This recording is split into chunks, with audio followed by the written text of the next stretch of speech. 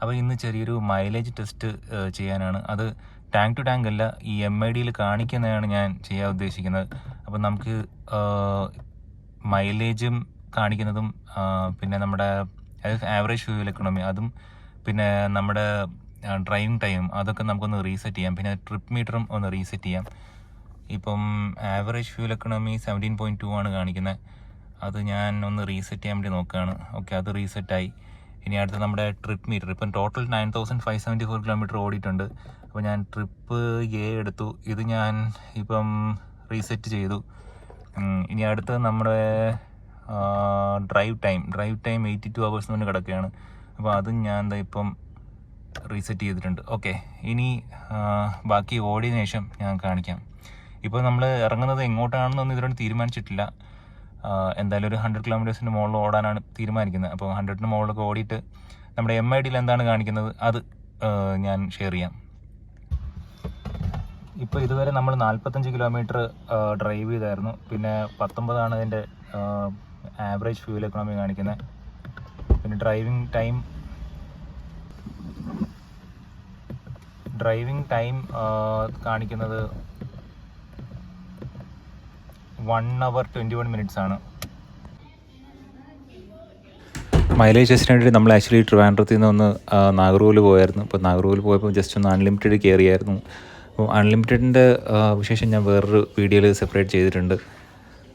പിന്നെ നാഗർകോവിൽ അവിടെ പോയതിന് ശേഷം പിന്നെ തിരിച്ച് നമ്മൾ ഒന്ന് കുളച്ചൽ പോയായിരുന്നു.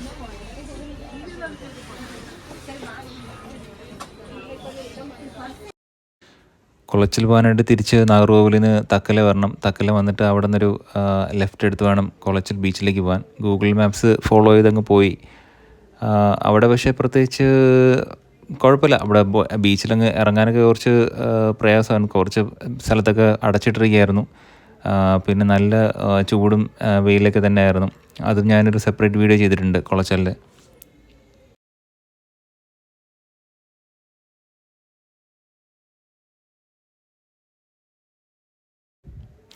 അപ്പോൾ കുളച്ചൽ ജസ്റ്റ് ഒന്ന് കറങ്ങിയിട്ട് പിന്നെ നമ്മൾ തിരിച്ച് ട്രിവാൻഡ്രത്തേക്ക് വിട്ടു.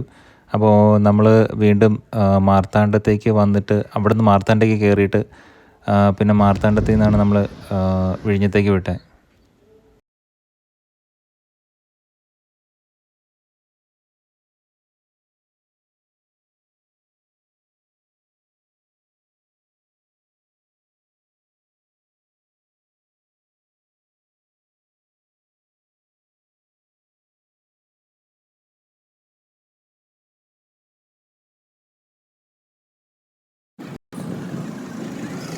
അങ്ങനെ നമ്മൾ വിഴിഞ്ഞം എത്തിയപ്പോൾ തന്നെ ഏതാണ്ട് 148 കിലോമീറ്ററോളം നമ്മൾ കവർ ചെയ്തിട്ടുണ്ടായിരുന്നു.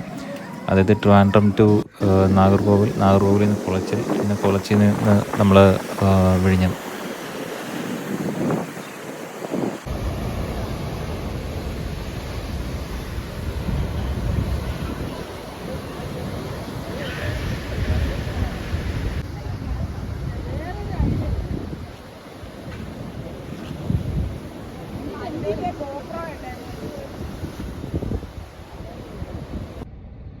ഓക്കെ, നമ്മളിപ്പം 148 കിലോമീറ്റർ ഓടിയിട്ടുണ്ട്. അതായത് നമ്മൾ ആക്ച്വലി ട്രിവാൻഡ്രത്തിൽ നിന്ന് നാഗർകോവിൽ പോയി. നാഗർകോവിലിൽ നിന്ന് പിന്നെ കുളച്ചൽ, പിന്നെ അവിടെ നിന്ന് ജസ്റ്റ് വിഴിഞ്ഞം, അങ്ങനെ ഒരു ട്രിപ്പ് അടിച്ചത്. അപ്പം ഇതുവരെ 17.7 കിലോമീറ്റർ പെർ ലിറ്ററാണ് നമുക്ക് മൈലേജ് കിട്ടിയത്. നമ്മുടെ ഇൻ കാർ എൻ്റർടൈൻമെൻറ്റിൽ നോക്കിക്കഴിഞ്ഞാലും സെയിം തന്നെയാണ് കാണിക്കുന്നത്.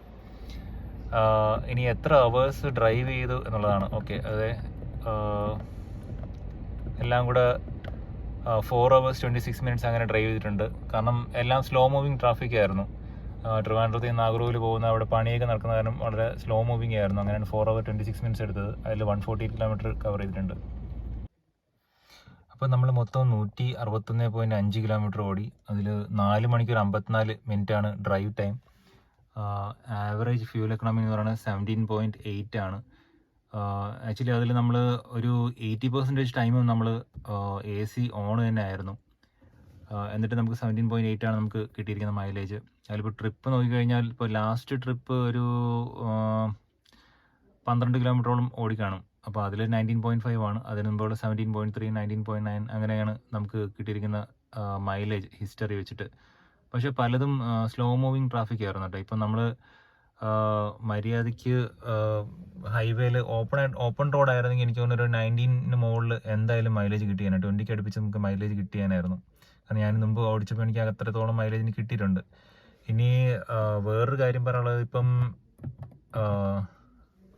നമുക്ക് ടോട്ടൽ 9736 കിലോമീറ്റർ ആയി. അതായത് നമ്മുടെ തേർഡ് സർവീസിനുള്ള സമയമായി. തേർഡ് സർവീസ് എന്ന് പറയുന്നത് 1 ഇയർ അല്ലെങ്കിൽ 10,000 കിലോമീറ്റേഴ്സ് ആണ്.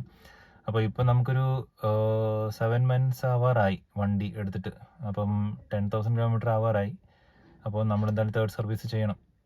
ഫസ്റ്റ് സർവീസും സെക്കൻഡ് സർവീസും ചെയ്തില്ല. ഫസ്റ്റ് സർവീസിൽ കാശൊന്നും ആയിട്ടില്ല, സെക്കൻഡ് സർവീസിലും കാശൊന്നും ആയിട്ടില്ല. പക്ഷേ ഞാൻ വീൽ അലൈൻമെൻറ്റ് അവിടെ ചെയ്തുകൊണ്ട്, അലൈൻമെൻറ്റും ബാലൻസിങ്ങും ചെയ്തുകൊണ്ട് അതിന് മാത്രം 900 സംതിങ് ആയിട്ടുണ്ട്. അത് വേണമെങ്കിൽ പുറത്തും നമുക്ക് ചെയ്യാം. ഞാൻ പിന്നെ ഷോറൂമിൽ നിന്ന് ചെയ്യിപ്പിച്ചു, പുറത്ത് പോകണ്ടല്ലോ, ഇവിടെ നിന്ന് എങ്ങനെയുണ്ടെന്ന് നോക്കാനായിട്ട്. പക്ഷേ കുഴപ്പമില്ലാത്തൊരു അനുഭവമാണ് എനിക്ക് കിട്ടിയിരിക്കുന്നത്. ഞാൻ കൊടുക്കുന്നത് ട്രിവാൻഡ്രത്ത് കിള്ളിപ്പാലത്തുള്ളൊരു ഷോറൂമിലാണ് വണ്ടി എടുത്തത്. അവിടെ തന്നെയാണ് ഞാൻ സർവീസും ചെയ്യിപ്പിച്ചത്, 2 സർവീസും.